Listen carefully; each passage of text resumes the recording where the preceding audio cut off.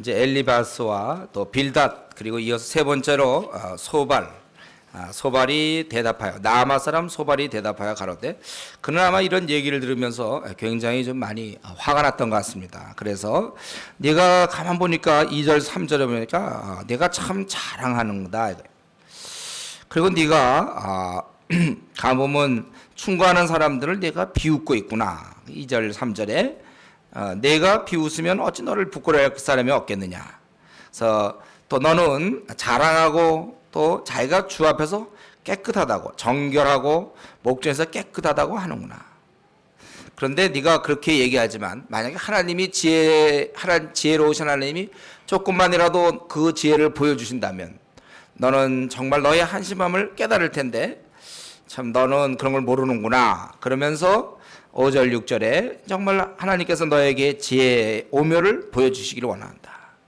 그렇다면 너는 알아야 될 것은 하나님의 벌하심이 네 죄보다 정하니라. 지난번에도 그 아들 죽은 게 그게 네가 죄지어서 그렇다 하고 친구가 얘기한 게 있었다고 그랬죠. 이번에도 지금 그렇게 큰 벌을 받았는데 그렇게 큰 재앙을 받았는데 오히려 그것이 경하다 이렇게 얘기하는 이제 굉장히 이 소발이라는 사람은 굉장히 좀 화가 나 있고 이제 뭐 친구고 뭐고 관계없이 그의 분한 것을 표출하고 있습니다. 그래서 너는 알라 하나님 벌하심이 네 죄보다 경하니라. 이제 완전 원수의 그런 단계가 된 것입니다. 그래서 그는 하나님이 얼마나 오묘하신 분이신지 너는 지금 네가 아무것도 모르고 까분다 그거예요. 그래서 하나님은 오묘하시다 7절에 또 그분은 전능자를 네가 어찌 온전히 알겠냐. 하늘보다 높고 또 음부보다 깊다. 내가 어떻게 했냐. 그의 도량은 땅보다 크고 바다보다 넓다. 인간이 그래서 결국 인간이 이런 것을 측량할 수 없다는 거예요.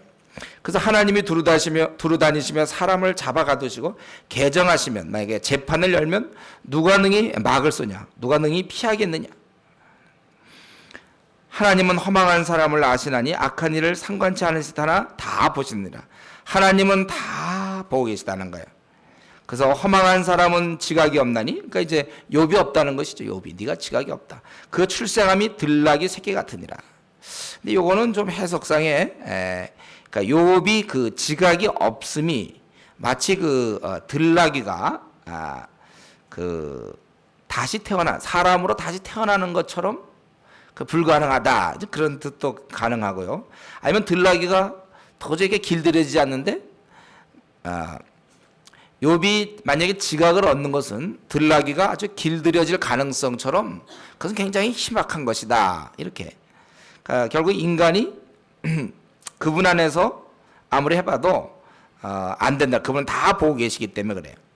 그렇기 때문에 네가 할 일은 13절부터 거기 쭉 이제 마지막까지 보면 내가 할 일이 뭐냐면 마음을 정해야 된다. 너 마음을 바로 정하고 주를 향하여 손을 든다. 그것은 기도하는 걸 얘기하죠. 기도하며 그리고 네가 죄악과 또 네 불의를 버리면 그렇다면 정녕 너는 흠없는 얼굴을 들게 되고 굳게 서서 두려움이 없으리. 이거는 이제 다른 친구들이 했던 얘기가 또 거의 비슷하죠. 네가 만약에 이제라도 회개하면 이제 축복한다는 거예요. 그래서 내 환난을 너는 잊을 것이가. 내가 추억할지라도 물이 흘러간 것 같을 것이며 아주 이전에 다 이제 지나간다는 것이죠. 그러나 너의 생명의 날이 대낮보다 밝으리니 어둠이 있다 할지라도 아침같이 될 것이요.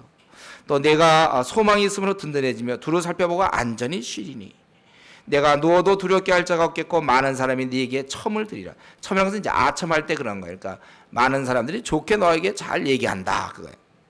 그러나 네가 만약에 악한다면 너는 이제 도망할 곳도 없고 너의 소망은 끊임이니라. 그러니까 이 소발이 하는 얘기는 너가 이제 하나님의 그런 크심을 깨닫고 그만 잘난 척하고 빨리 회개하고 돌아오라. 그러면 이제 하나님이 너를 갖다가 회복시키신다 그거. 그래서 엘리바스 빌닷과 마찬가지도 그도 역시 이런 것을 인과응보로 본 것입니다. 그가 이렇게 벌받고 재앙이 있는 것은 다 하나님의 벌인데 가만 보니까 아니라고 자꾸 이 욥이 우긴단 말이에요. 자기 의롭다고 그러고 그래서 도저히 안 되니까 참다 못해서 드디어 이제 소발이 굉장히 화가 나가지고 그에 대해서 분노하는 거예요. 내가 그러니까 자랑하고 아주 우리를 비웃고 네가 깨끗하다고 그러는데 너 알아야 된다. 네가 오히려 지금 받는 벌이 오히려 하나님의 그거보다 아주 정한, 아주 오히려 경한 것이다. 아주 그런 아주 심한 말을 한 것입니다.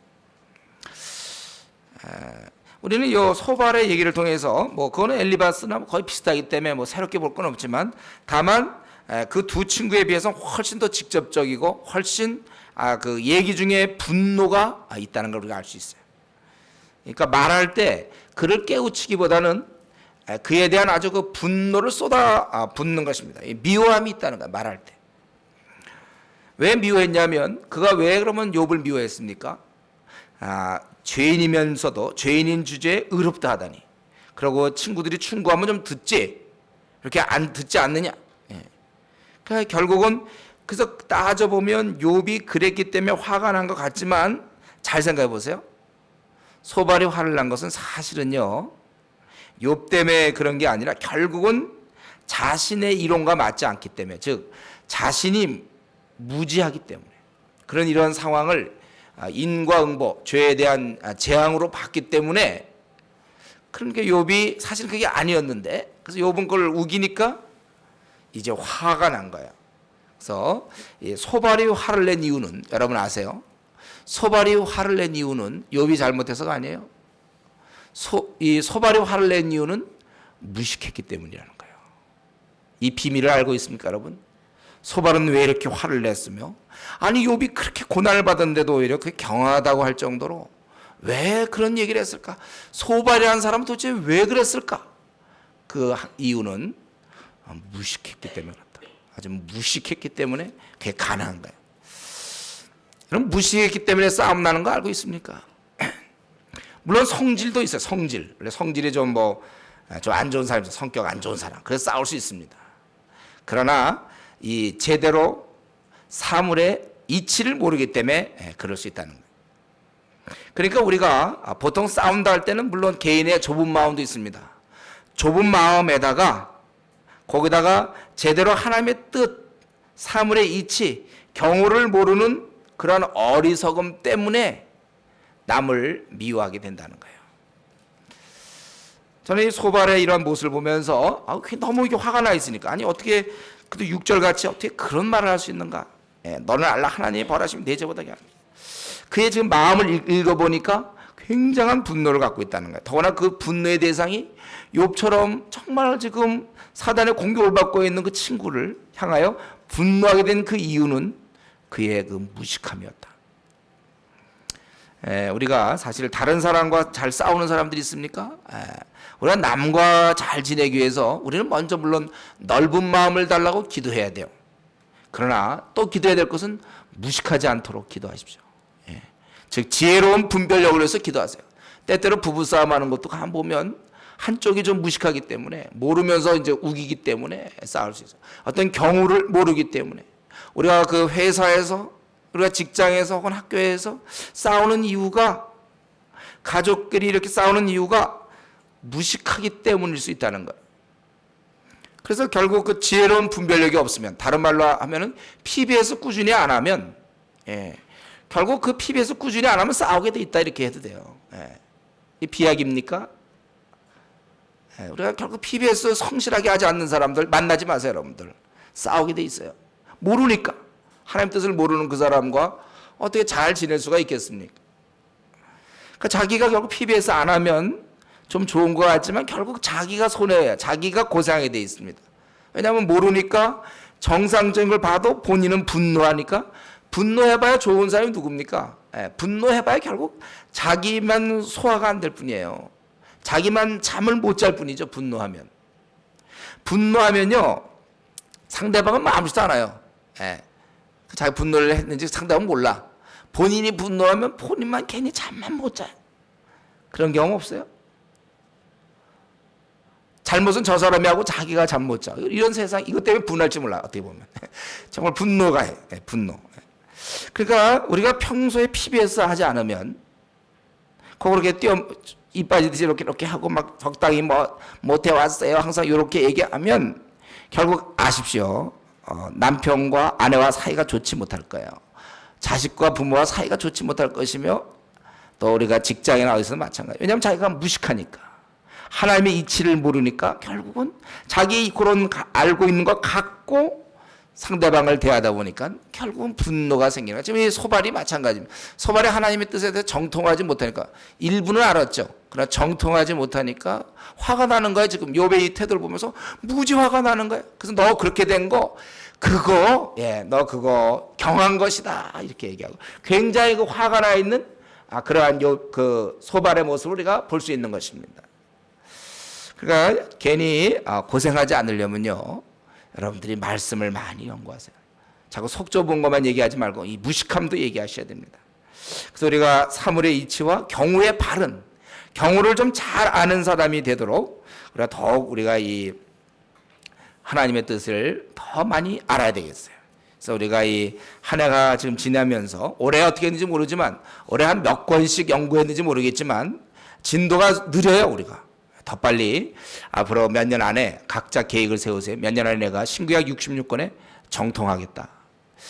우리 그런 것을 우리가 계획을 세워. 이런 우리가 그렇잖아요. 우리도 이 나그네께서 어쩌면 소발처럼 살지 몰라요. 이쪽 가서 부딪히고 저쪽 가서 싸우고 결혼해서 싸우고 남편과 싸우고 아내와 싸우고 자식과 싸우고 만나는 사람마다 싸우고 이 이치를 모르기 때문에 그래. 이치를 모르기 때문에.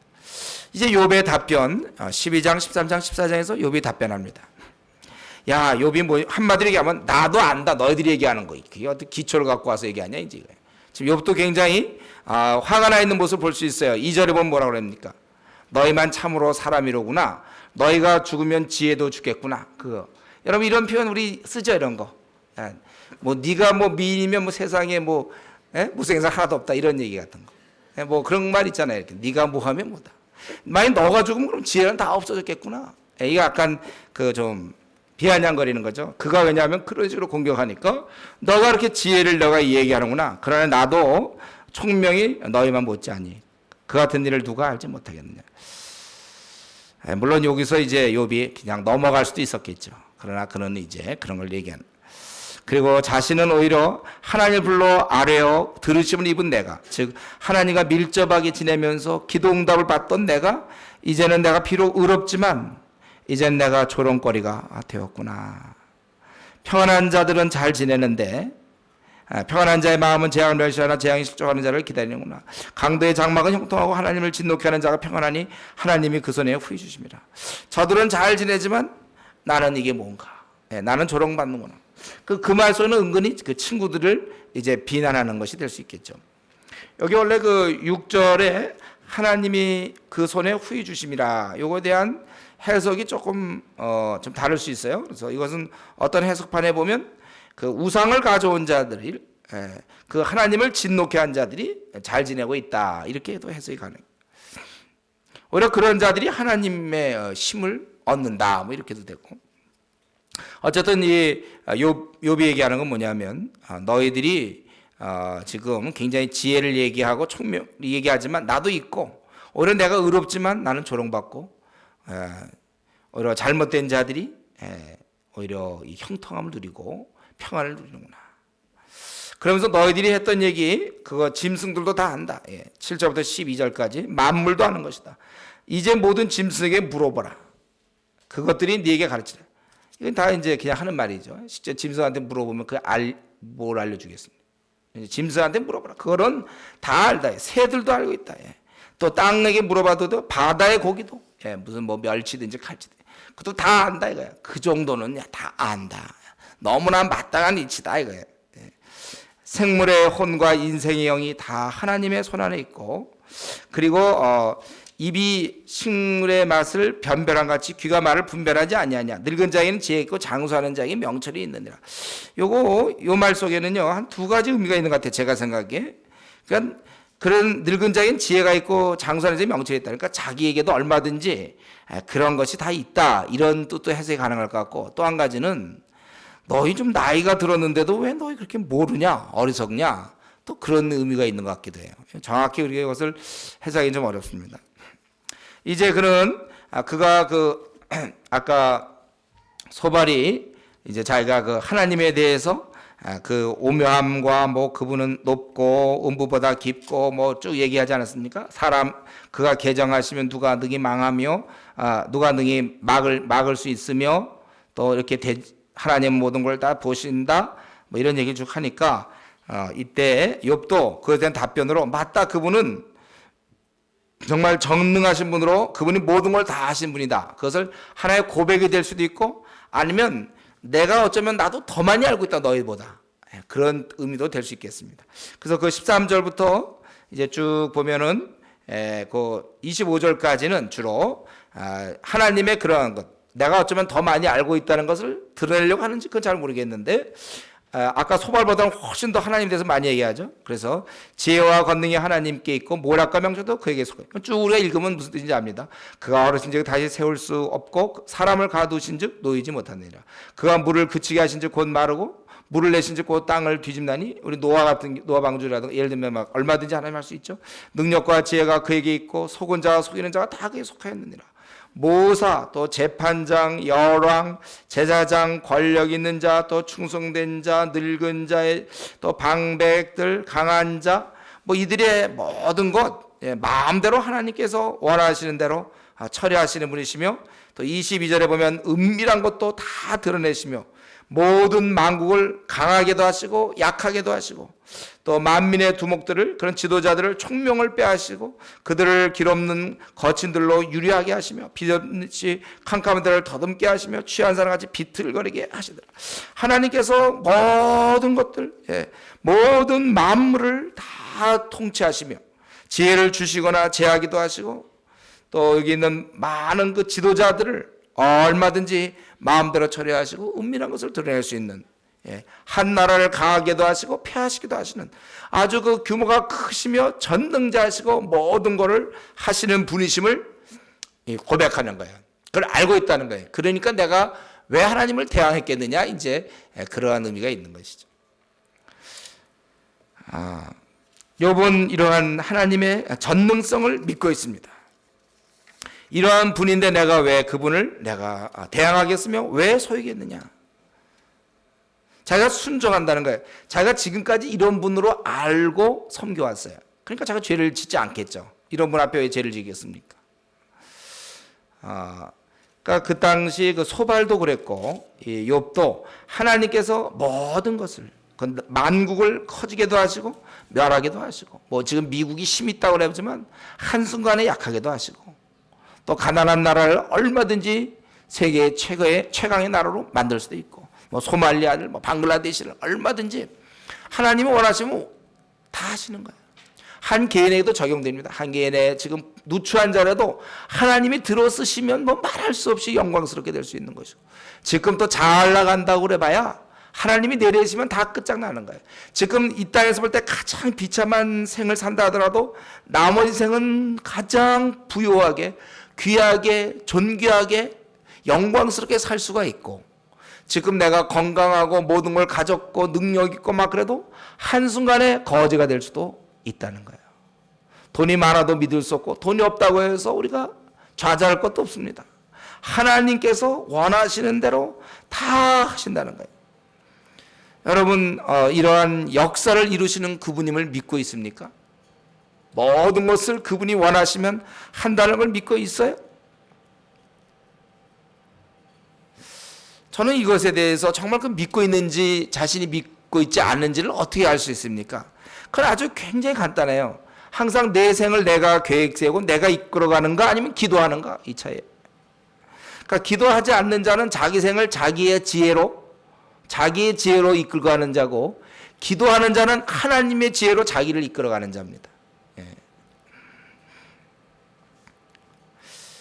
그렇기 때문에 우리는 지금 우리의 상황에 대해서는 그렇게 이건 뭐 아무것도 아니에요. 예를 들면 초등학교 뭐 1학년 때 산수 잘했다고 걔가 무슨 뭐 하버드 대학 갑니까? 그거 요번에 점수가 하나는 100점 맞았고 하나는 97점 맞았다. 아니 하나는 90점 맞고 하나는 100점 맞았다. 그래서 90점 맞은 애는 막 생을 비관하고 나는 이제는 뭐 과연 중학교를 진학할 수 있을까 막 초등학교 1학년이 막 그러면 되겠습니까? 또 100점 받았다고 이제 나는 뭐 이미 하버드 대학 가서 박사학위 몇 개 받아온 것처럼 또 그러면 되겠습니까, 여러분?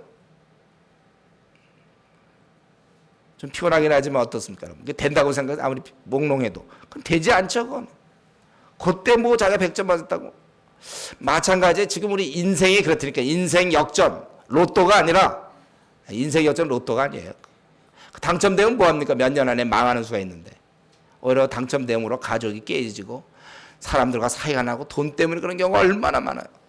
여러분 우리가 인생에 대해서 진정한 것은 하나님께 기도하는 자는 점점 광명한 햇빛 있잖아요. 정오의 햇빛처럼 빛나는 거예요. 하나님을 우리가 바라보고 하나님께 기도하는 자는, 그리고 만약 우리가 하나님께 기도가 없는 자는 그건 망하는 거예요. 그러니까 초등학교 1학년 때 산수 100점 맞다고 그 다음부터 공부 안 하면 안 되는 거고 90점 맞아도 공부하면 되는 것처럼 지금 여러분 각자의 그 인생, 우리의 운명에 대해서 믿지 마세요. 내가 기도하는 잘하면 그건 믿으세요. 하나님이 우리를 이끌어 가시기 때문에 우리는 승리할 것이고 우리는 잘 될 것입니다. 그게 아니라면 우리는 망하는 거예요. 그래서 좌절할 거 없어요. 우리가 실망하지 마세요. 자기 생에 대해서. 또 자기 생에 대해서 뭐가 잘 풀린다고 아주 일어나죠. 그 교만한 마음 품어서도 안 돼요. 다 바꿀 수 있어 하나님은. 오직 우리는 그렇기 때문에 항상 기도해야 될 거예요. 잠보다는 기도를 사모해야 하셔야 됩니다, 여러분. 잠을 좋아하는가, 기도를 좋아하는가? 잠보다는 기도를 우리가 사모해서 성경에 있는 대로 쉬지 말고 기도하라. 한번 그 쉬지 말고 기도하라는 그 말씀과 자기의 기도 생활을 한번 대입시켜 보세요. 그 말 맞습니까? 자기가 지금 쉬지 않고 기도하는 사람 맞습니까? 우리가 하나님의 섭리에 맡기는 게 훨씬 지혜로운 것입니다. 그런 자들은 자기 하나님께 섭리에 맡기는 자들은 그 승리하는 자예요. 다른 말로 하면 기도하는 자. 하나님 내 삶이 이렇습니다. 나를 도와주십시오. 나에게 여러 가지 어려운 점들 기도하란 말이에요. 지금 우리 교회가 이렇게 개척교회로서 아직까지 우리가 여러 가지 어려움이 있지만 우리가 믿는 건 기도밖에 없어요. 성도들이 기도하고 우리가 그래서 앞으로 정말 한 시대 기왕에 한 번 태어났는데 정말 주님을 위해서 우리가 큰 일을 할 수 있다고 생각하는데 우리가 기도하기 때문에 그래요. 우리가 성도란 마땅히 다 합해서 우리가 기도할 것이요. 이 주은혜 교회가 앞으로 우리 교대를 얻고 수십만 명 일꾼 키워서 세계와 한판 싸우려고 한다면 여러분 기도하셔야 돼요. 여기에 기도하지 않는 사람들은 사실 이렇게 주은혜 교회가 별로 필요한 사람이 아니에요. 여러분 우리가 무슨 뭐 재물이 우리가 많은 사람들도 아니고 뭐 능력 있는 것도 아니에요. 그러나 기도를 할 수 있어요 우리가. 이런 것을 우리가 기도를 소홀히 하면서 우리가 정말 이 교회의 성도라고 얘기할 수는 없죠. 우리 기도하셔야 돼. 자신의 문제든 교회의 문제든 앞에 막힌 게 있습니까? 괜찮아요. 한순간에 하나님 바꿀 수 있는 분이에요. 그렇기 때문에 우울한 표정 지을 시간도 없어요. 그 시간 지을 바에는 기도하란 말이에요. 우울할 게 뭐 있습니까? 다시 한번 초등학교 1학년이 수학 90점 맞고 생을 비관하여 자살했다든가 그건 어리석은 일 아닙니까? 하면 되는데 우울할 거 없어요. 기뻐하면 됩니다. 우리가 하나님을 의지하면 돼. 기도하세요 여러분들의 상황을 놓고. 그리고 그는 계속해서 13장에 너희의 그런 조언이 너희들이 얘기하는 거 그건 사실은 잘못된 것이다. 지금 이제 그는 너희들이 얘기하는 건 그건 나도 다 알고 있는 얘기다. 그리고 너희들이 지금 조언하는 것은 잘못됐다. 그것이 1절부터 13절까지 너희들이 얘기한 건 잘못된 것이다.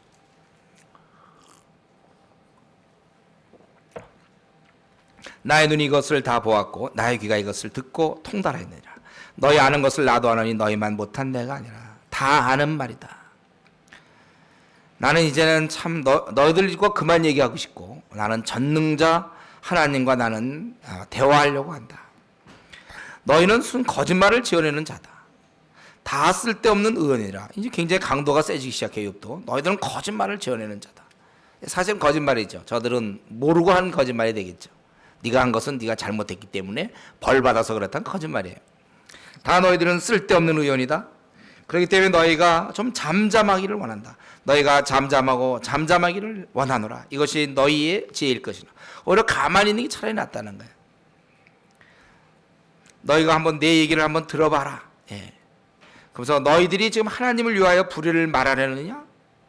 그를 위하여 교회를 말하는. 너희가 지금 하나님의 이름을 가지고 너희가 그 영광을 빙자해서 교회를 말하고 있지 않냐 그거예요. 너희들이 괜히 하나님을 쫓는다고 하면서 쟁론하고 있지 않느냐. 하나님의 의도는 그것도 아닌데 너희가 괜히 하나님의 낯을 쫓는다. 그러니까 하나님의 그런 어떤 영광을 위해서, 하나님을 위해서 너희가 지금 쟁론하고 있지 않느냐. 너희는 그건 속이는 자다 이거예요.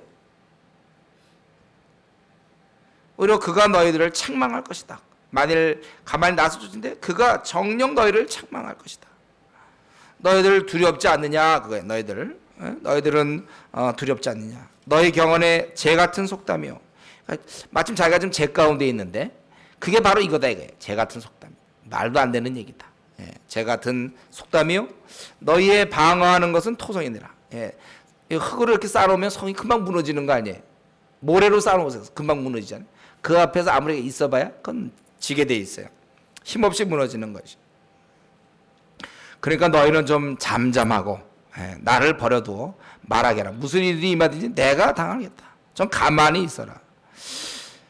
그런 그렇게 얘기하면서 이 욥이 그들에게 너희들이 지금 하나님을 위한다고 하지만 너희들은 굉장히 실수하고 있는 것이다. 나는 너희들과 이제 대화하지 않으려고 그러고 나는 좀 이렇게 하나님께 직접 나가고자 한다. 왜냐하면 아무리 해봐야 이 사람들한테 이해받는 건 끝났어요. 이 땅에서 더 이상 이 친구들한테는 이해 못 받겠어요. 하는 거 가만히 들어보니까 이 친구들의 머리로는 그게 이해가 안 돼요. 저들의 신앙 수준으로는 그게 이해가 안 됩니다. 그럴 때 자기는 사람들한테 이해 못 받고 사람들이 그걸 알아주지 못한다면 나는 하나님께 말하겠다. 자기가 이제는 더 이상 이 사람들과 얘기 안 하고 하나님께 얘기하겠다. 우리가 살다 보면 때로 이렇게 다른 사람들이 알아주지 못할 때가 있습니다. 이해받지 못할 때가 있어요. 아무리 설명해도 못 깨닫는 수가 있어요. 그럴 때는 우리가 하나님 바라봐야 돼요. 하나님 바라보세요. 여러분. 이 땅의 모든 자에게 이 사람 그 사람과 얘기만 하면 막혀. 이상해. 무슨 얘기만 하면 자꾸 막혀. 아무래도 오해를 풀 수가 없고 이해받을 수가 없어요. 알아주질 않아요. 그럴 때는 우리가 이제 대화를 그칩니다. 그리고 하나님께 기도하는 거예요. 하나님 도와주십시오. 그리고 우리는 항상 하나님이 이해해 준다는 범위 안에서 우리가 움직여야 되는 것입니다. 그리고 그는 이제 14절부터 그랬기 때문에 그는 19절까지 보니까 자기는 하나님께 나아가려고 합니다. 그래서 내가 14절에 어찌하여 내 살을 내 이로 물고 내 생명을 내 손에 두겠느냐. 이거 좀 해석이 조금 어려워요. 내가 어찌하여 내 살을 내 이로 물고 내 생명을 내 손에. 내가 어찌하여 내가 그러면 내 살을 이로 문다. 보통 이거 맹수들이 먹이를 끌고 올 때 이로 이렇게 입으로 이렇게 물고 오지 않습니까? 그러면 내가 지금 죽기를 원하겠느냐? 뭐 이런 의미 같기도 하고, 아니면 내가 이제는 뭐 더 무슨 살 소망이 있느냐? 이제 나는 더 이상 내 생명을 내 손에 두겠느냐? 나는 이제는 내 생명의 문제는 이제는 도외시한다, 끝났다. 아마 이렇게도 해석이 가능할 것 같아요. 이 말들이 조금씩 이렇게 이해 안 되는 부분이 있는데, 그러나 그 다음을 보면 알겠죠. 그가 나를 죽이시리니 내가 소망이 없나라. 그러나 그의 앞에서 내 행위를 변백하리라. 나는 비록 죽지만 내 행위를 변명하고 싶다. 그 15절의 내용입니다. 원래 이게 우리말 성경에 이렇게 되어 있고, 다른 데 보면은 비록 그가 나를 죽일지라도 나는 그를 의지하겠다, 이런 뜻도 돼요. 그가 나를 죽일지라도 나는 그를 의지하겠다. 그러니까 내 생명은 지금 내 손을 떠났는데 그가 혹시 그래서 나를 죽일지라도 나는 그를 의지하겠다. 그리고 나는 그 앞에서 이제 변명하고 싶다, 그거예요. 사혹한 자들은 안 되겠지만 자신에 있어서는 자기는 이제 이것이 나의 구원이 되리라. 하나님 앞에 변명하고 그렇게 하는 것이 자기의 구원이 될 것이다. 자기의 의를 굉장히 믿고 있는 것입니다. 그래서 그는 지금 죽어가지만 어떻게 하든지 하나님 앞에서 변명하기를 그런 간절히 원하고 있는 것입니다. 그러면서 너희는 들으라, 내 말을 들으라, 나의 설명을 너희에게 담을지라. 보라, 내가 내 사정을 진술하였거니와 내가 스스로 의로운 줄 아노라. 그러나 나와 변론하는 자가 누구이랴? 그러면 내가 잠잠하고 기운이 끊어지라. 만약에 이 면에서 내가 의로운 면에서 만약에 내가 제대로 대꾸할 수 없다면, 자기가 변론한다면, 그렇다면 자기는 결국 잠잠하겠다. 자기가 그러니까 이 의로운 만큼은 확실하다, 그거야. 그러니까 자기가 지금 다 죽어가지만, 그러나 나는 내가 죽어가지만 나는 하나님을 의지하겠으며 하나님께 나의 그 변명, 나의 자신의 의로움을 변명하고 싶다. 그렇게 얘기한 것입니다. 그리고 20절부터 28절까지 하나님께 탄원하기 시작해. 이제 본격적으로 두 가지를 나에게 행치 마십시오. 하나는 주의 손을 내게 대지 마시고, 아마 지금 너무나 힘든지 모르겠어요. 경황이 없어. 너무 막 긁느라고. 아마 제가 생각에 이걸 얘기하는 중에도 그냥 계속 긁으면서, 계속 한 손 계속 긁으면서 지금 싸우고 있었을 거예요. 계속. 그렇죠? 이때만 잠깐 쉬었다 우리 이렇게 생각할 수 없죠. 계속 문질러 대면서, 그러니까 좀 잠깐 쉬고 좀 어떻게 좀 생각 좀 해야 되겠는데, 계속 하나님께서 자기로 하여금 쉬지 않게 해주신다 이거예요. 그렇기 때문에 좀 주의 손을 내게 대지 마옵시며, 이 재앙을 좀 멈춰 주시는 거, 그거 하나와 그 다음에 나를 두렵게 하고 마옵소서.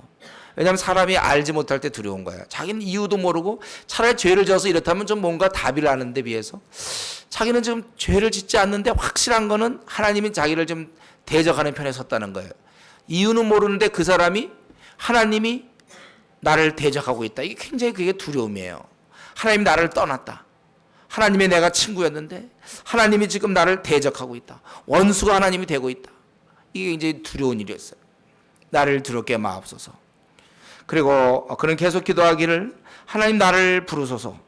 내가 대답해야 한다. 혹 나로 말씀하게 하옵시고 주는 내게 대답하옵소서. 나중되면 근데 이제 실제로 대답도 못했죠. 대답하게 하옵소서. 내 죄가 얼마나 많은지, 나의 불법과 죄가 얼마나 많으니까 나의 허물과 죄를 내게 알게 하옵소서. 정말 자기는 아무리 생각해도 잘못한 게 없는데 정말 혹시 죄 때문에 이런 거라면 그러면 나에게 알려달라. 왜 그런데 그렇지 않으면 왜 주님께서 내 얼굴을 가리우시고 나를 주의 대적으로 여기시니까. 우리 지난번 빌다시 얘기할 때도 그가 고민했던 건 뭐냐면 주님이 자기를 대적으로 여긴다는 거예요. 가만히 하는, 지금 벌어진 일을 보니까 대적이 아니면 이렇게 될 수가 없어. 나 망하라고 이렇게 하는 거예요. 자식 다 죽였어요. 재산 다 뺏어갔어요. 온몸을 뺏어갔습니다. 어쩌면 친구도 뺏어갔는지 모르겠어요. 대적이 아니면, 하나님이 대적이 아니시면 이렇게 하실 리가 없다는 것이죠. 그러니까 그게 궁금한 거예요. 왜 나를 대적으로 여기십니까?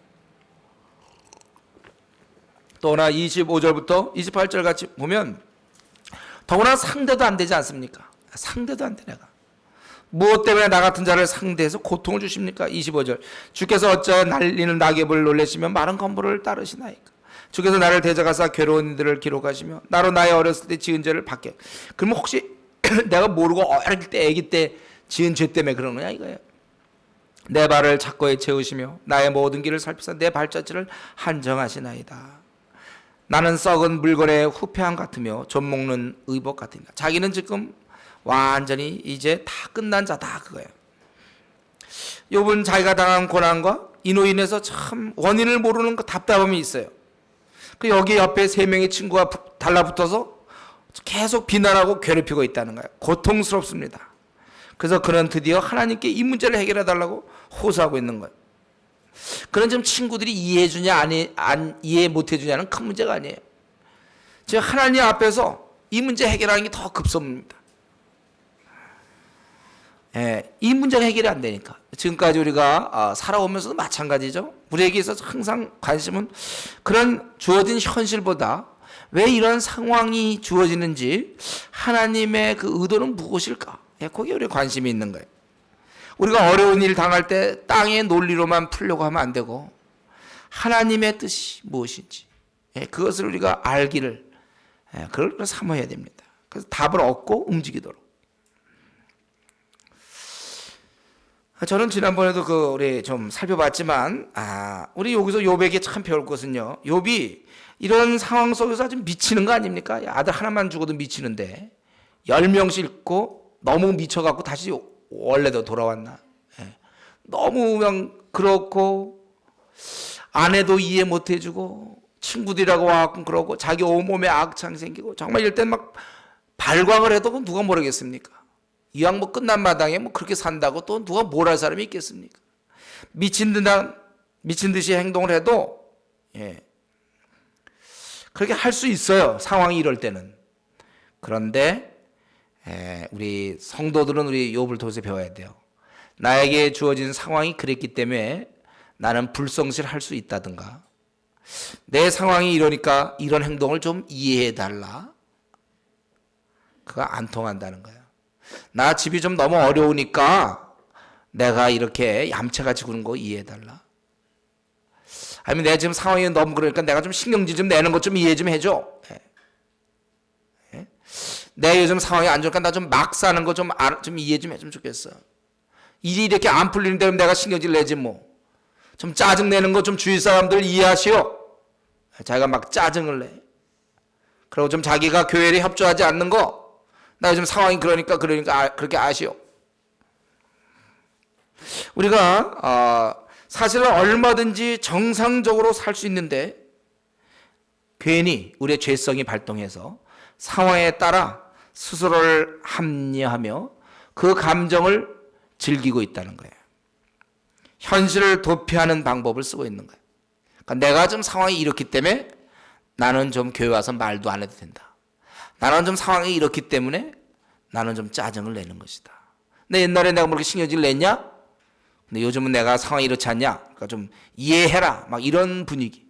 내가 한때 열심을 냈지만 주님을 향해서 내 형편이 이런데 내가 무슨 주님을 향해서 열심을 내겠느냐?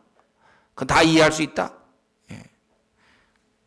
내가 우리 교회에서 어떤 목사님이 돈 떼어먹고 도망가는 걸 내가 봤기 때문에 내가 신앙생활 좀 못하는 거 이해해달라. 나도 교회 잘 다녔는데 한때 잘 다녔는데 집안에 부모님이 교회 다니시는 분인데 내 마음을 섭섭해하는 바람에 내가 교회 안 다닌다. 이해해줘야 된다. 내가 여러분 이렇게 불성실하게 사는 것이 내가 일이 안 풀리니까 내가 원래 결혼하려고 그러는데 결혼이 잘 안 풀리니까 그러니까 내가 좀 뺀질뺀질한 것이고 내가 원하는 대학에 못 들어갔기 때문에 내가 이렇게 불성실한 거니까 이해해달라. 그게 죄성입니다. 여러분 이러한 상황에서 굉장히 일정했어요. 그래야 하나님도 마음 놓고 우리를 연단시키시죠. 조금만 연단시키려고 하면 대뜸 하나님에 대해서 도전하는 태도, 막 살려고 하는 태도. 세상은 그게 통해. 세상은 막 그럼 술 먹고 막 뒤집고 막 이러지 않습니까? 왜냐하면 자기가 이번에 부도를 당했기 때문에. 그건 또 하나의 죄예요. 그게 그렇게 살지 않을 수도 있습니다. 우리 욥의 이 모습을 보면서 굉장히 그 안정된 그러한 신앙의 모습. 좀 우리가 좀 이걸 좀 배웠으면 좋겠어요. 이 안정된 신앙. 내가 뭐 직장이 잘 안 됐다고 그것 때문에 뭐 그렇고 뭐 조금 어려우면 그것 때문에 나는 요즘 뭐 다른 사람 돌볼 수 없다든가 뭐 좀 힘들면 그것 때문에 내가 전도하러 못 나가. 요즘 내 상황이 이런데 무슨 전도입니까? 저는 주님 섬기는 게 좀 일정했으면 좋겠어요. 우리가 그런 상황이라 할지라도 오히려 어려운 상황일 때 할 수 있다면 그게 진짜예요. 편안하고 시간 주어지고 뭐 좋은 조건일 때 주님 섬기는 건 누가 못합니까? 열심히 낼 수 있죠. 그러나 그것이 다 없어졌을 때, 다 사라졌을 때 그때도 주님께 충성하며 그때도 열심을 다하여 어린 자를 돌보며 그때도 열심히 기도하겠으며 그때도 열심히 전도하겠는가? 우리의 신앙은 일정해야 됩니다. 여러분 신앙이 일정한 신앙, 좀 이 안정된 정서, 오르락내리락 하지 않고 일이 다 막혀도 성실하게 교회 나오고 성실하게 전도하고 성실하게 기도하는, 우리는 이러하면서 다시 한번 욥을 통해서 그걸 좀 배워야 되겠습니다. 너무 들락날락거리고 너무 오르락내리락하는 우리의 그런 모습을 좀 반성해야 됩니다. 일정하게 살 수 있도록 뜻을 정하여 한번 이제는 우린 끝난 인생에 우리 주님 만나 배울 때까지 좀 한번 주님 섬기면 좀 일정하게 좀 섬길 수 있도록, 한번 했으면 끝까지 할 것이고 일정하게 이랬다 저랬다 자기 상황에 따라 오락내리락, 그럼 주님의 일이 되겠습니까? 한번 하면 끝까지 어떠한 상황이든지 간에. 지금 너무 그런 이유들이 많아요. 주님 섬기면서 그런 이유가 많아요. 그래서 그만둬야 되고 뭐 적당히 쉬어야 되고 뭘 어떻게 해야 되고, 끊임없이 우리가 좀 이러한 욥같이럼 흔들림 없는 그런 정서를 가지고 일정하게 신앙생활을 할 수 있도록 그렇게 우리가 애를 써야 될 것입니다. 그는 하나님께 자신의 그런 상황을 탄원하면서 주님이 만약에 나를 감찰한다면 나는 설 수 없습니다. 14장이죠. 14장 1절부터 6절까지. 여인에게서 난 사람은 사는 날이 적고 괴로움이 가득하며 그 발생함이 꽃과 같아서 쇠하여지고 그림자같이 신속하여져서 머물지 아니하거늘 이와 같은 자를 주께서 눈을 들어 살피시나이까? 나를 주의 앞으로 이끌어 신문하시나이까? 누가 깨끗한 것을 더러운 가운데서 낼 수 있으리까? 하나도 없나이다. 자기는 하나님 앞에서 애당초 순전하지 못한 가운데서 태어났기 때문에 하나님 앞에 자기가 정말 하나님 감찰하시면 자기는 설 수 없다는 거야.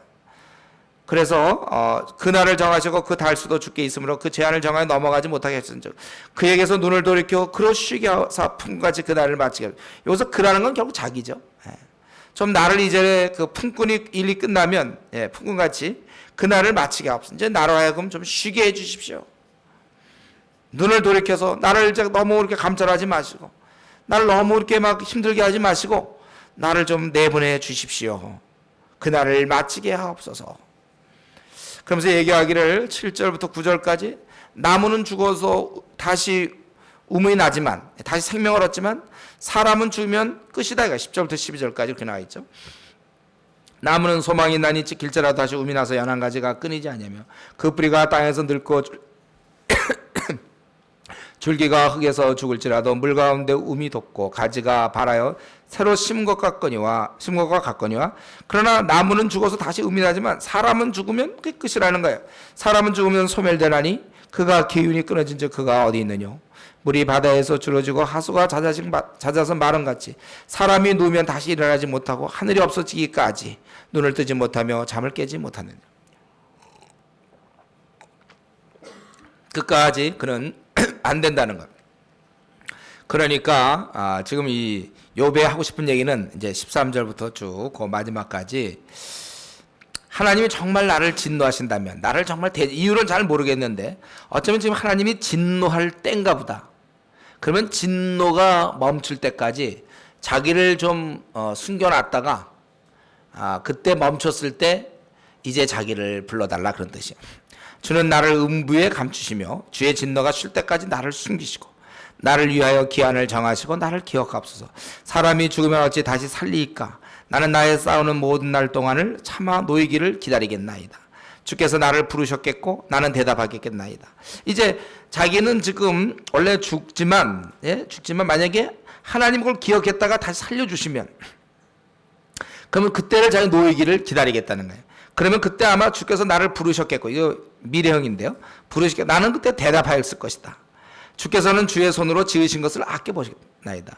지금 내가 음부에 가지만 하나님의 진노가 다 끝났을 때 나를 기억해서 다시 나에게 살리신다면, 기한을 정하시고 나를 기억하셔서 나를 놓여주신다면 그때 나는 분명히 주님이 나를 부르셨겠고 나를 아껴보셨겠다. 그러온데 이제 주께서 나의 걸음을 세시오니 나의 죄를 살피지 아니하시나이까? 내 허물을 주머니에 봉하시고 내 죄악을 싸매시나이다. 이거 지금 뭐냐면 이제 주께서 나를 이제 아끼시고 나를 부르실 것이고 나는 대답할 것이다. 그리고 이걸 계속 미래형으로 볼 수 있습니다. 그러니까 특별히 NIV 같은 데서 이걸 좀 앞으로 벌어질로 봤는데 그러하온데 이제 주께서 나의 걸음을 그러면 나의 걸음을 세실 것이고 내 죄를 살피지 아니하실 것이며 내 허물을 주머니에 봉하실 것이고 내 죄악을 싸매실 것입니다. 뭐 이걸 현재형으로 봐도 좋아요. 어쨌든 이제 하나님께서 나를 이제는 더 이상 살피지 않는다는 거예요. 오히려 다 막아주신다는 거예요. 그날을 기다리는 거예요. 지금 자기는 지금 어쩔 수 없이 하나님의 그런 이유 때문에 하나님이 나의 대적에 대해서 나를 갖다가 진노하시고 나를 멸하시려고 하시니 내가 지금 어떻게 할 수가 없다. 그렇다면 혹시 하나님 나를 지금이 진노의 때라면 회복시킬 때 나를 다시 불러달라. 그때는 내 죄가 다 싸매져 있을 것이다. 그렇게 하시는 하나님이시다. 이제 그러한 고백이 되는 것입니다. 그렇지만 18절부터 22절 현재는 어떻습니까? 무너지는 산은 정녕 흩어지고 바위는 그 자리에서 옮겨가고 물은 돌을 닳게 하고 넘치는 물은 땅의 티끌을 씻어버리나이다. 이와 같이 주께서는 사람의 소망을 끊으신다. 주께서는 지금 사람의 소망, 자기를 얘기하는 거죠. 자기의 소망을 없애버리셨다. 죽게 하셨다. 그 주께서 사람을 영영히 이기셔서 떠나게 하시며 그의 얼굴빛을 변하게 하시며 쫓아보내시오니 그 아들이 존귀하나 이제 죽으면 그 아들이 아무리 존귀해도 알지 못하고 비천해도 자기 아들이지만 그거 모른단 말이에요. 죽어버리니까. 근데 여기서 그 아들, 그가 알지 못하고 그가 깨닫지 못한다는 건 바로 자기 얘기하는 거죠. 자기가 이제 죽으면 다 끝나는 것이다. 어제 자기 살이 아프고 자기의 마음이 슬픔. 현재 자기가 현상을 얘기하는 것 같아요. 22절은. 자기가 지금 현재 죽게 됐다. 그러니까 주님 이제 나를 좀 감찰해서 좀 쉬게 해달라. 예. 나를 좀 내보내서 쉬게 해주십시오. 나 사람이 죽으면 끝 아닙니까? 혹시 만약에 진노 때라면 나를 좀 감춰놨다가 다시 나를 때가 돼서 일으켜 주십시오. 현재 나는 지금 정말 죽어가고 있는 소망 없는 그러한 사람입니다. 그럼 자기의 상황을 다 하나님께 있는 그대로를 불평하지 아니하고 있는 그대로를 얘기하는. 나는 지금 죽어갑니다. 하나님 나의 대적이 되셔서 나는 지금 죽고 있습니다. 그렇게 얘기하는. 그는 지금 이 14장 또 13장에서도 느껴지는 거지만 지금 그는 굉장히 쉬기를 원하고 있어요. 너무 곤고하기 때문에 그래서 죽는 것이든 어쨌든 자기는 굉장히 지금 쉬기를 원해. 그런 중에도 그는 그러면서 지금 재앙을 받으면서 거기 보면은 처음에 그가 그런 얘기 하지 않았습니까? 우리가 복도 주셨으니 그 2장 10절에 보면 우리가 하나님께 복을 받았은즉 재앙도 받지 아니하겠냐. 이 욥은 그런 신앙을 갖고 있어요. 그러니까 지금 자기가 많은 재앙을 받으면서 평안도 하나님 주신다 이렇게 믿는 거죠. 그래서 그가 평안을 좀 쉬게 해달라고 그 6절에 14장 6절에 보면 좀 쉬게 해달라.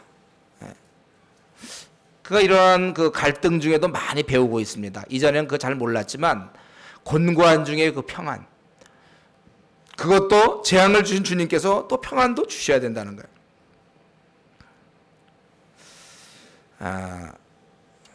그렇기 때문에 우리가 때때로 어려움을 당할 때 그 왜 이런 어려움이 있는가 우리가 생각도 할 수 있지만 그 어려움이 힘드니까 뭐 따지기 전에 자가 물론 잘못해서 징계를 받는다면 그건 회개할 문제지만 우리가 사실은 지금 현재 내가 어려우면 그거를 인정하고 말이죠. 차라리 그 현재 어려움을 인정하고 하나님께 그러면 이런 어려움도 주신 분이니까 쉬움도 주시는 분이다.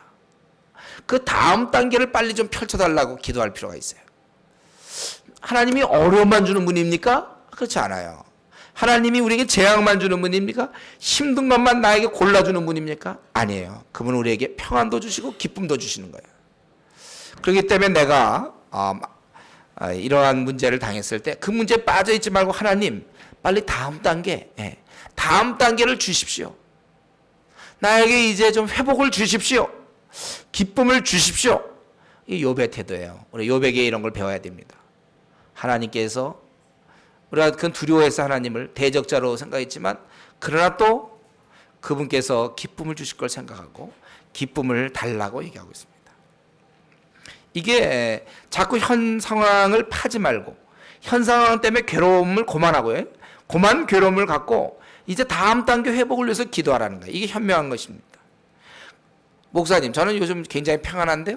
그렇다면 감사하세요. 그 위로부터 주어진 거니까. 우리의 제일 되는 행복이 원래 평안이라고 그랬죠. 우리 전도서 보면 전도서 2장 24절에 보면 사람이 먹고 마시며 수고하는 가운데서 우리가 먹고 마시고 수고해요. 먹느라고.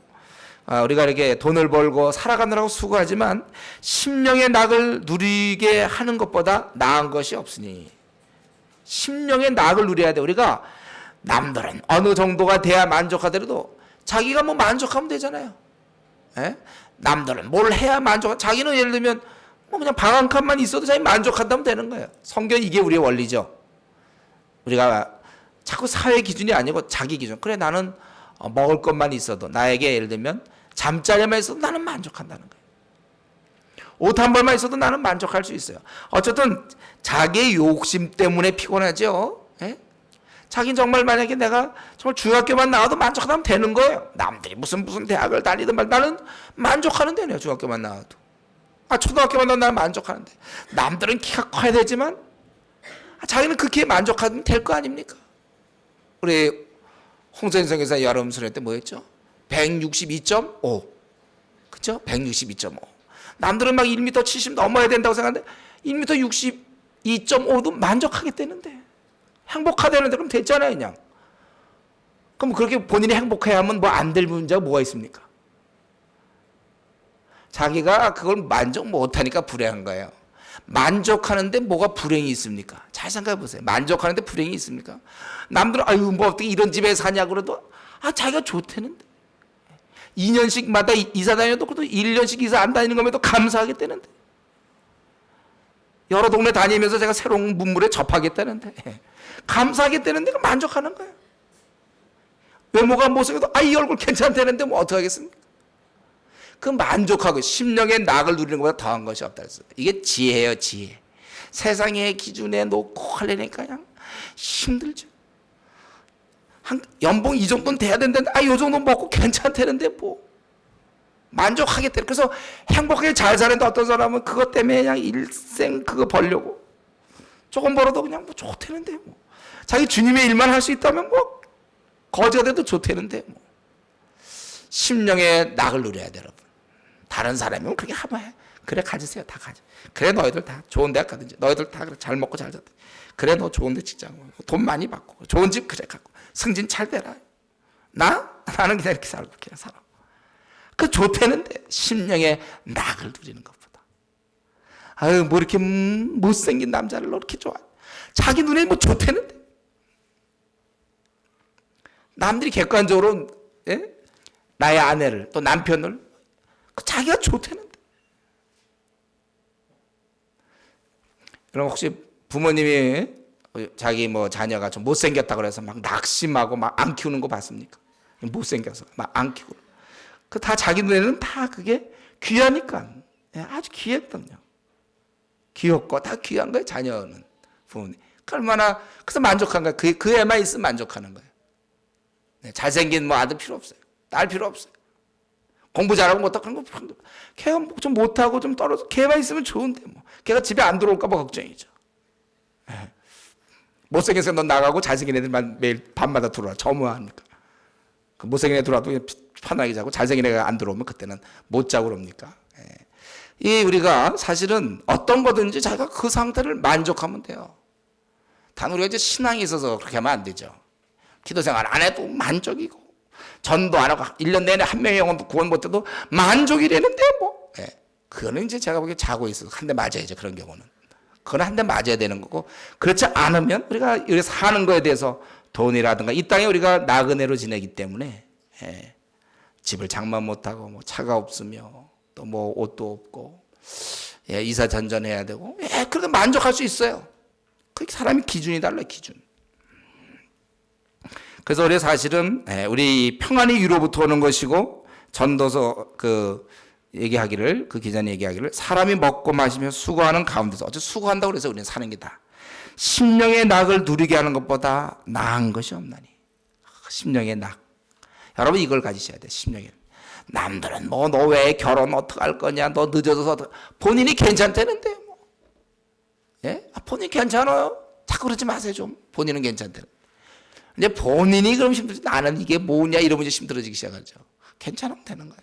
감사하고 그래 천천히 또 그래 못 들어가면 또 다음에 이렇게 본인이 심령의 낙을 누리는 그 심령으로 낙을 누리게 하는 것보다 나은 것이 없나니 내가 이것도 본즉 하나님의 손에서 나는 것이다. 그래서 여러분 어떤 사람 같은 조건 훨씬 못한 조건인데도 이게 마음이 평안하게 기뻐하는 사람이 있고 또 훨씬 좋은 조건인데도 막 그냥 안달복달하는 사람이 있어요.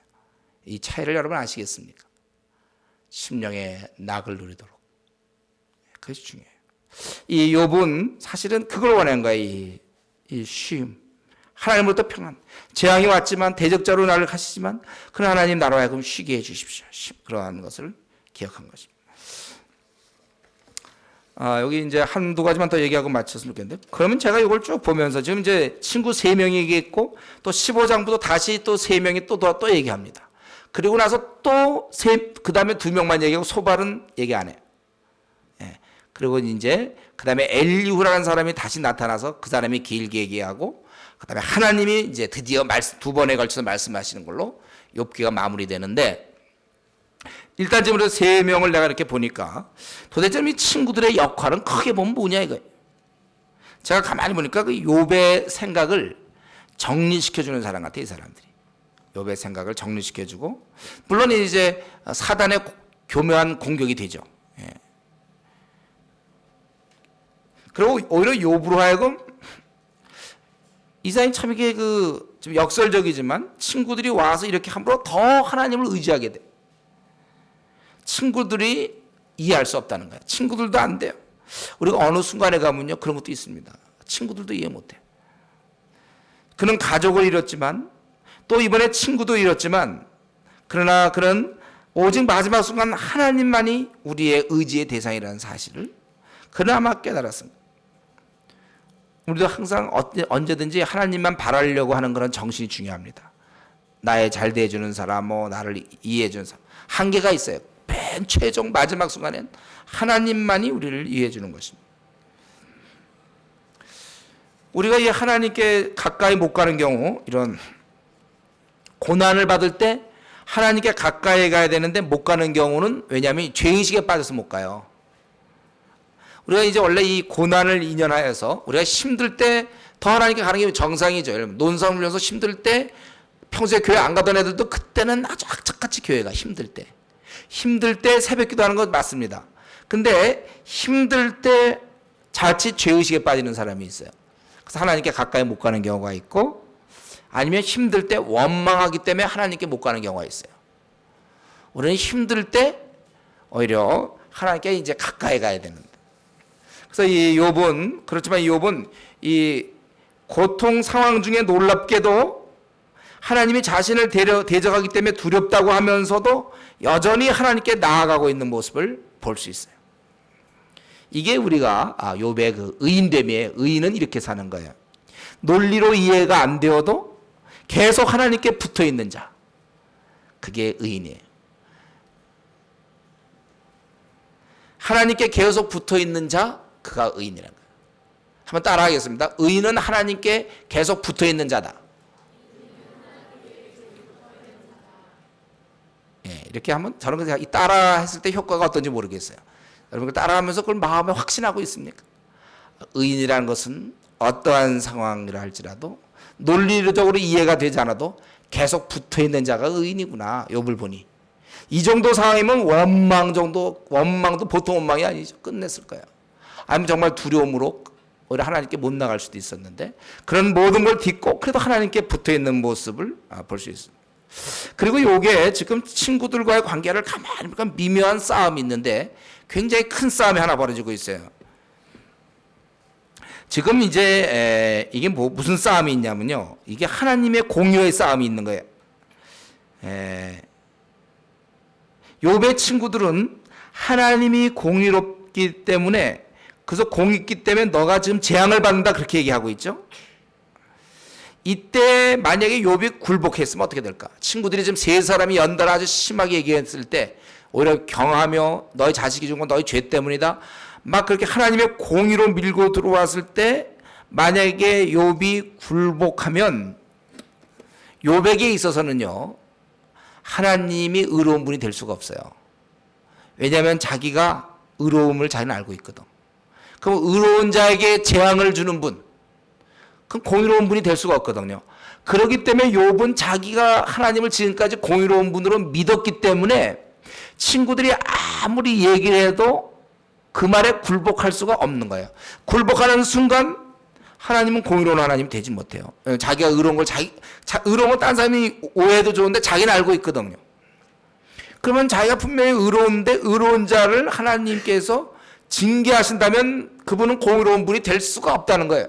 그러니까 여기서 이 욥은 친구들에게 굴복할 수가 없어요. 왜냐하면 공의로운 하나님을 믿고 있기 때문에 그래요. 이게 신앙의 싸움이에요. 이게 보면 가만 보면 교묘한 싸움이죠. 원래 공의를 네가 인정해라 그러는 것 같지만, 그래서 굴복해라 했지만 인정하기 때문에 굴복할 수가 없다는 거예요. 그분은 절대로 그런 분이 아니라는 이 강한 확신. 하나님을 의로운 분이라고 믿었기 때문에 그는 여기서 친구의 말을 들을 수가 없어요. 공의로운 분이라고 그가 진짜로 믿었기 때문에 그는 저 친구들의 말을 받아들일 수가 없습니다. 의로운 자를 징계하시는 분은 공의로운 분이 될 수가 없다는 거예요.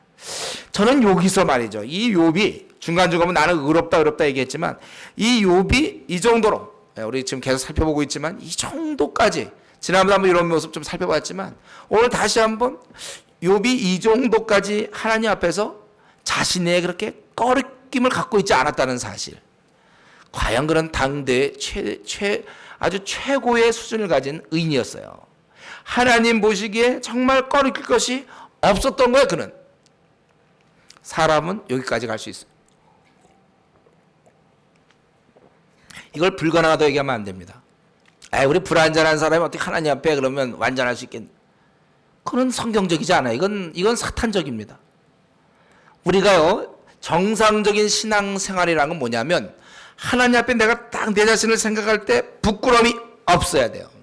네, 지난번 한번 얘기했어요. 부끄러움 없어야 된다. 그게 의인의 정상적인 삶. 그럼 부끄러움이 없는 가운데 더 깊이를 더해 가야지. 때가 되면 내가 완전히 의롭고 성화되고. 그러니까 지금은 좀 이렇게 사는 게 뭐 당연하다. 다른 사람도 그렇고. 그래서 나에게 몇 가지가 있지만 그런 걸 해결하지 않고 그냥 뭐 인간의 나약함이니까 우리가 그렇게 해결해서는 안 돼요. 여러분 누가 보더라도 흠이 없어야 돼요. 누가 나에게 어려움이 그래 찾아올 때도 우리가 하나님을 버리지 않는 거예요. 하나님의 어려움이 찾아올 때도 의지할 수 있는 이유는 내가 옳고 흠이 없기 때문에. 그래서 여러분 만약에 이런 재앙이 닥치든지 힘들어도 끝까지 그 일을 밀고 나갈 수가 있어요. 만약에 자기에게 옳고 흠이 있다면, 옳지 않고 흠이 있다면 어려움이 닥칠 때는 하던 일을 포기하게 되는 거예요. 이거 못하게 되는 거예요. 그러나 자기가 하나님 앞에 떳떳하고 바르면 아무리 상황이 안 좋아도 끝까지 밀고 나가는 거예요. 의인의 모습입니다. 우리 하나라도 하나님 앞에 내가 꺼리끼거나 부족한 것이 있다면 회개하세요. 하나님 앞에 담대하게 설 수 있어야 돼요. 오늘 이 순간에 뻔히 내가 이건 안 좋은 거 알면서 타협한 부분이 있다면 그거 도려내야 됩니다. 우리 신앙인들은 이렇게 살아야 돼요. 그건 뭐 우리가 연약하니까 뭐 그 정도는 어쩔 수 없잖아요. 뭐 그 정도까지 말씀, 그건 저한테 얘기하지 마시고 목사님 뭐 그 정도까지 하나님 앞에 얘기하세요. 하나님 앞에. 욥은 그렇기 때문에 이런 엄청난 재앙에도 불구하고 그가 신앙을 계속 견지할 수 있었던 것은 의로웠기 때문에. 하나님 앞에 아무리 생각해도 자기가 나쁜 짓 안 했거든요. 부족하지 않아요. 바울이 얘기한 것처럼 나는 옳고 흠이 없다라고 얘기했어요. 바울이 나는 거룩하고 옳고 흠이 없다라고 얘기했습니다. 그게 완전하다는 뜻이 아니에요. 우리가 불완전하고 연약한 자지만 그렇게 살 수는 있다는 거예요. 그렇기 때문에 오늘 이 말씀을 다시 한번 우리가 보면서 욥이 친구들과 이렇게 논쟁할 수 있는 이유도 그에게 부족함이 없었기 때문에. 그렇다면 나는 이 더구나 성령님이 와 계시는데 내 생활에 떳떳하지 못한 부분을 나는 아직도 갖고 있는가? 이 묵은 누룩을 내가 제거해야 될 것이 아닌가? 그래서 우리가 속히 하나님 앞에서 의롭고 완전하며 거룩하고 흠없고 떳떳한 사람이 될 수 있도록, 그렇게 되기까지 여러분들 기도 생활을 쉬지 않을 것이며 그렇게 될 때까지 하나님께 매어 달려서 그리고 그렇게 철저하게 자기의 그 죄된 것들을 드러내고 수술해서 어느 면을 보든지 부족함이 없도록 그렇게 그런 사람이 되도록 우리 기도할 수 있기를 바랍니다. 같이 한번 기도합시다.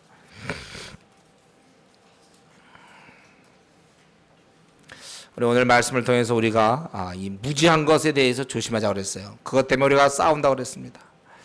또 우리가 이 하나님께서 역사의 통치자라면 내가 할 수 있는 일은 기도에 힘쓰는 거라고 그랬습니다. 내가 어떻게 하든지 기도에 힘쓰고 우리가 상황이 어떻든 간에 나는 일정한 신앙을 끝까지 갖겠다. 또 하나님으로부터 이렇게 이런 과정 수고의 길이지만 심령의 낙을 누릴 수 있도록 우리 기도해야 될 것이고, 어제 우리는 하나님 앞에서 하나님만 바라보면서 또 거룩하고 완전한 사람이 되도록 이 시간 나에게 가장 먼저 떠오르는 죄악이 있다면 하나님께 회개할 것이요, 내가 부끄럽지 않도록 내가 하나님께 나아가는데 가로막고 있는 것 이 시간 한번 하나님께 회개할 수 있게 바랍니다. 같이 통성으로 기도하겠습니다.